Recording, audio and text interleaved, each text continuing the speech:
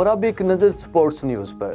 قومی بلےباز عابد علی کو سفر کی اجازت مل گئی۔ وہ اگلے 1-2 روز میں کراچی سے لاہور کا سفر کریں گے۔ عابد علی تقریباً 2 ہفتے ڈاکٹرز کی نگرانی میں ری ہیب کے بعد اب لاہور کا سفر کریں گے۔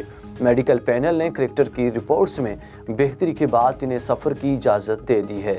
Test opener Quaid Azam trophy match کے دوران دل کی تکلیف کا شکار ہوئے، جس کے بعد ان کے دل کی شریانوں میں 2 اسٹنٹ ڈالے گئے تھے۔ کورونا وائرس کی غیر معمولی صورتحال کے پیش نظر پی سی بی نے کھلاڑیوں کو بوسٹر ڈوز لگوانے کا فیصلہ کر لیا ہے۔ کھلاڑیوں کے علاوہ سپورٹس سٹاف میں شامل ارکان کو بھی ویکسینیشن بوسٹرز لگائے جائیں گے۔ پہلے مرحلے پر قومی کھلاڑیوں اور آفیشلز کو کل این ایچ پی سی میں ویکسینیشن بوسٹرز لگائے جائیں گے۔ کھلاڑیوں کو فائزر ویکسینیشن کے بوسٹرز لگائے جائیں گے۔ اس سے قبل خواتین کرکٹرز اور سپورٹس سٹاف کو فائزر ویکسین کے بوسٹرز لگ چکے ہیں۔ خواتین کرکٹ کے بعد کرکٹ بورڈ نے مینز ٹیم کو بھی بوسٹرز لگوانے کا فیصلہ کیا ہے۔ عالمی نمبر 1 ٹینس کھلاڑی نوواک جوکووچ بھی بے دخلی کیس میں عارضی ریلیف مل گیا۔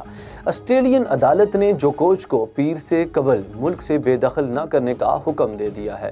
آسٹریلوی میڈیا کے مطابق جوکووچ کی بے دخلی کے خلاف اپیل کی حتمی سماعت جمعرات کو ہوگی۔